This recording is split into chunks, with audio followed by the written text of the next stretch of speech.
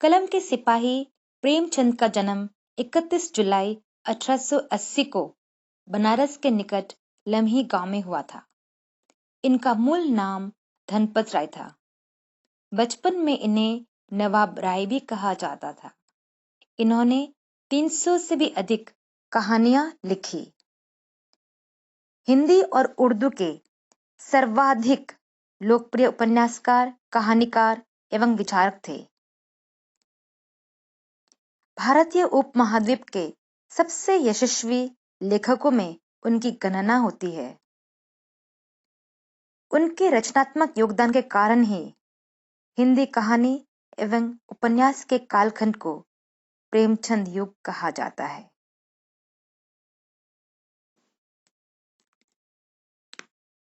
बाजार से कुछ भी खरीदते समय सतर्क रहना बेहद जरूरी है।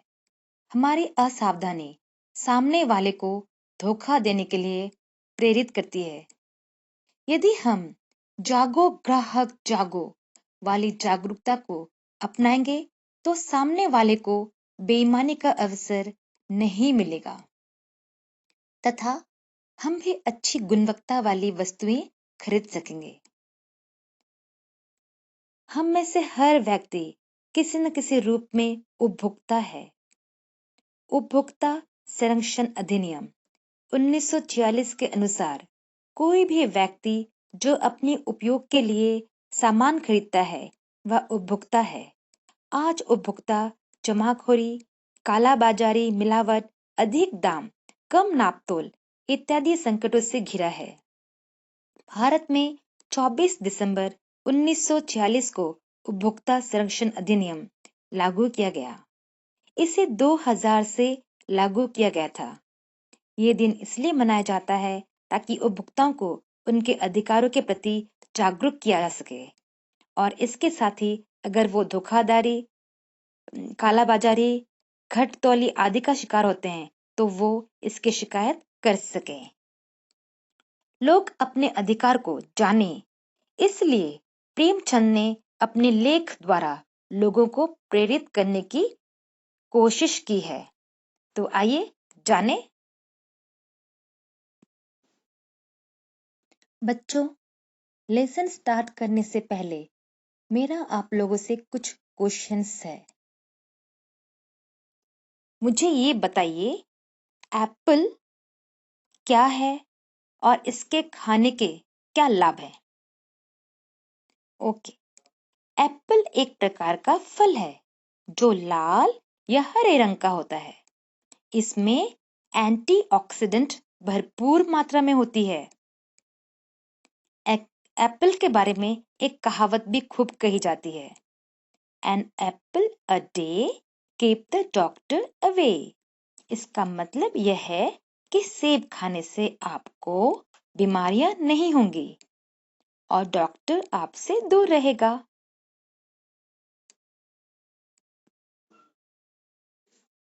अच्छा, मेरा दूसरा क्वेश्चन है जो कि लेसन में आप पाएंगे, इसलिए मैं पहले ही आपको बता दूं, आम क्या है? आम एक प्रकार का रसीला फल होता है। इसे भारत में फलों का राजा भी बोलते हैं। इसकी मूल प्रजाति को भारतीय आम कहते हैं, जिसका वैज्ञानिक नाम मैंगीफेरा इंडिका है। यह भारत, पाकिस्तान और फिलीपींस में राष्ट्रीय फल माना जाता है, यानी कि नेशनल फ्रूट, और बांग्लादेश में इसके पेड़ को राष्ट्रीय पेड़ का दर्जा प्राप्त है।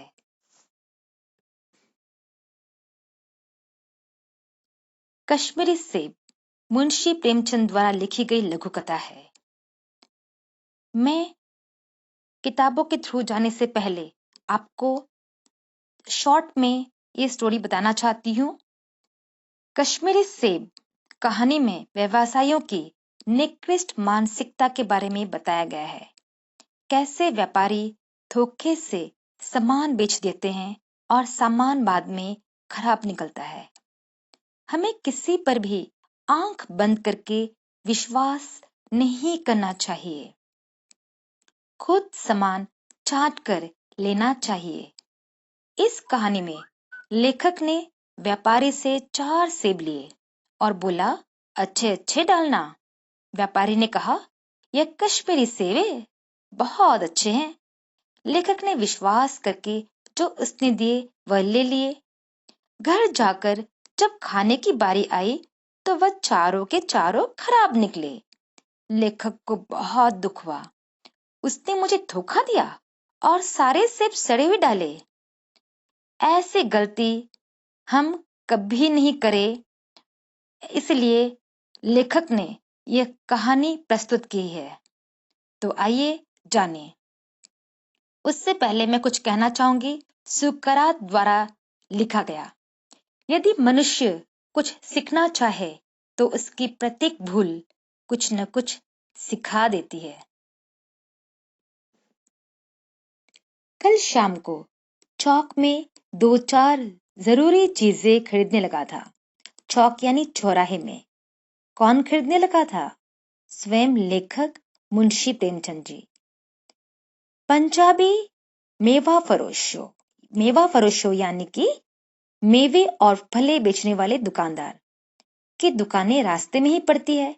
एक दुकान पर बहुत अच्छे रंगदार गुलाबी सेब सजे हुए नजर आए। जी ललचा उठा। आजकल तो क्या है, शिक्षित समाज है, यानी सब एजुकेटेड सोसाइटी है। सभी को विटामिन, प्रोटीन, ये सब विचार करने की आदत सी हो गई है, यानी प्रवृत्ति हो गई है। इसमें विटामिन ये है, इसमें प्रोटीन ये है। टमाटर को पहले तो कोई मुफ्त में भी नहीं पूछता था। अब देखिए, टमाटर भोजन का एक आवश्यक अंग बन गया है।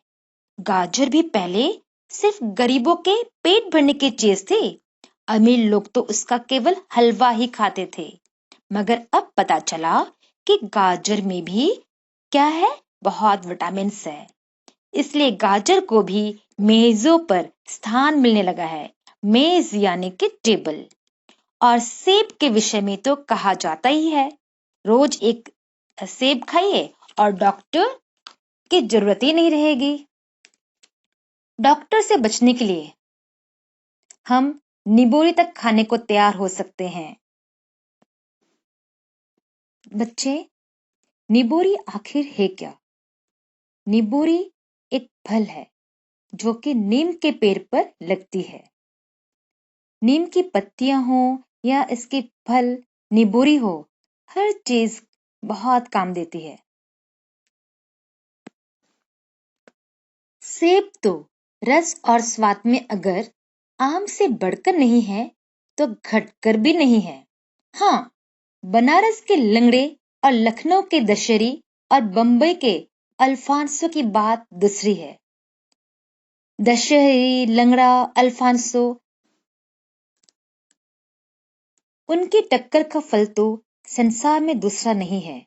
मगर उनमें विटामिन और प्रोटीन है या नहीं है तो काफी है या नहीं है, इन विषयों पर अभी किसी पश्चिमी डॉक्टर की रिसर्च दिखने में नहीं आई। सेब को यह विशेषता मिल चुकी है कि अब वह केवल स्वाद की चीज नहीं है, उसमें गुण भी है। हमने दुकानदार से मोल भाव किया और आधा सेर सेब मांगे। आधा सेर यानी हाफ किलो। दुकानदार ने कहा, बाबूजी, बड़े मजेदार सेब आए हैं, खास कश्मीर के, आप ले जाएं, खाकर तबीयत खुश हो जाएगी। दुकानदार ने तौला, एक लिफाफे में उन्हें रखा और रुमाल में बांधकर मुझे दे दिया। लिफाफा यानी एनवेलप। ये वो एनवेलप नहीं जो चिट्ठी वाला है, ये लिफाफा यानी कि पैकेट्स। आजकल तो क्या है, पॉलिथीन बैग्स वगैरह है जिसमें दुकानदार हमें सामान देते हैं। पहले क्या था, न्यूज़पेपर हो या ब्राउन कवर हो, उसी के पैकेट्स होते थे। उसमें दुकानदार ने क्या किया, एप्पल्स भर दिए और रुमाल में बांधकर, किसके रुमाल में बांधकर, स्वयं प्रेमचंद के रुमाल में बांधकर उन्हें दे दिया। मैंने 4 आने उसके हाथ में रखे। 4 आने अर्थात 25 पैसे, यानी कि 25 पैसे। घर आकर लिफाफा ज्यों का त्यों रख दिया। रात को सेब या कोई दूसरा फल खाने का कोई कायदा नहीं है। फल खाने का कायदा तो सिर्फ सवेरे या दिन को है। फल खाने का समय तो प्रातःकाल है। आज सुबह मुंह हाथ धोकर जो नाश्ता करने के लिए एक सेब निकाला, तब तो क्या, तो वह सड़ा हुआ था। 1 रुपए के आकार का छिलका गल गया था। समझा, रात को दुकानदार ने देखा ना होगा, दूसरा निकाला, मगर वह आधा सड़ा हुआ था। अब संदेह हुआ, दुकानदार ने मुझे धोखा तो नहीं दिया।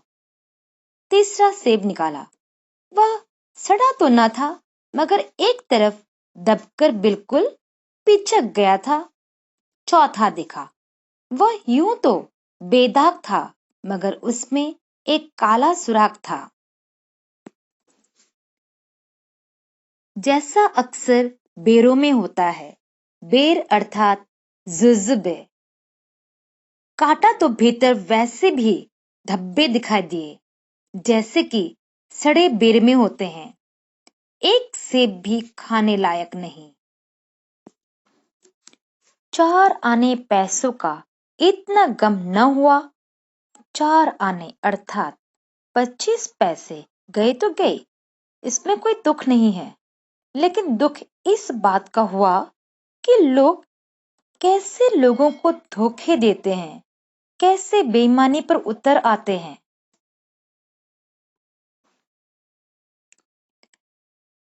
चारित्रिक पतन यानी चरित्र के पतन का, यानी आदमी इतना कैसे गिर सकता है कि वह सामने वाले को धोखा दे। दुकानदार ने जानबूझकर मेरे साथ धोखे का व्यवहार किया। एक सेब सड़ा हुआ होता तो मैं उसको क्षमा योग्य समझता, यानी माफ कर देता। सोचता कि उसकी निगाह नहीं पड़ी होगी, मगर चारों के चारों खराब निकल जाए, ये तो साफ धोखा है। मगर इस धोखे में मेरा भी तो सहयोग था।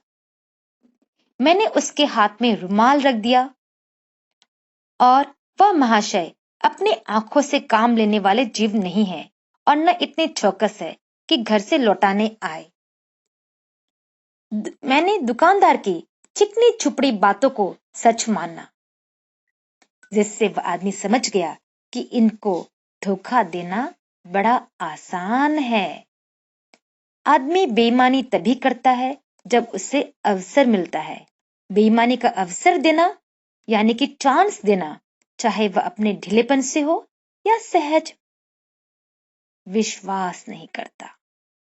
किसी थाने, कचहरी या म्युनिसिपैलिटी में चले जाइए। म्युनिसिपैलिटी मतलब नगर पालिका। आपकी ऐसी दुर्गति होगी कि आप बड़ी से बड़ी हानि उठाकर भी उधर न जाएंगे। दुर्गति, दुर्गति यानी कि बुरा हाल, यानी आपकी ऐसी दुर्गति होगी कि आप बड़ी से बड़ी हानि उठाकर भी उधर न जाएंगे। व्यापारियों की साख अभी तक बनी हुई थी। साख यानी कि इज्जत। यूं तौल में चाहे छटांग आज छटांग कम कर ले, लेकिन आप उन्हें 5 की जगह भूल से नोट दे आते थे, तो आपको घबराने की कोई जरूरत न थी। आपके रुपए सुरक्षित थे। मुझे याद है, एक बार मैंने मुहर्रम यानी त्योहार, मुसलमानों का त्योहार मुहर्रम, मैंने मुहर्रम के मेले में एक खुमचे वाले से 1 पैसे की रेवड़ियां ली थी। रेवड़ियां यानी कि मिठाई, जो कि तिल या गुड़ या तिल या चीनी की चाशनी से बनाई जाती है, और पैसे की जगह मैंने अठन्नी दे आया था। अठन्नी यानी कि 50 पैसा, 50 पैसा। घर आकर जब अपनी भूल मालूम हुई तो खोमचे वाले के पास दौड़ा गया। आशा नहीं थी कि वह अठन्नी लौटा देगा, लेकिन उसने प्रसन्न होकर बड़े प्रसन्नचित भाव से अठन्नी लौटा दी और उल्टा मुझसे माफी मांगी।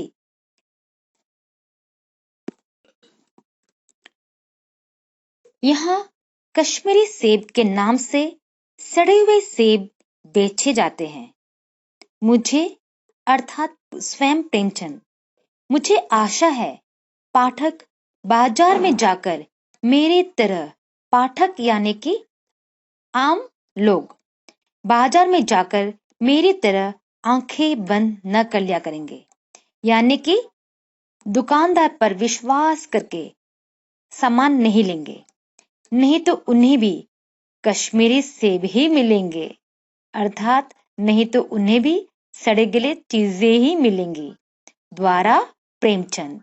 जागो ग्राहक जागो। ये कहानी पढ़कर हमने क्या सीखा? जब भी हम कोई भी चीज खरीदे हमें देख परख कर ही लेनी चाहिए। द्वारा हिमानी देवी।